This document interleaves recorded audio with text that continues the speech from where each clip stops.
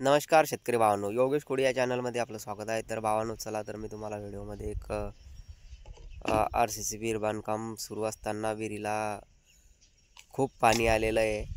तर मी तुम्हाला व्हिडिओमध्ये दाखवतो. बांधकाम चालू असतानाच विहिरीला किती पाणी आलं. तर बघा भावांनो, तर शेतकरी खूप आनंदी झालेला आहे. चला तर दाखवू.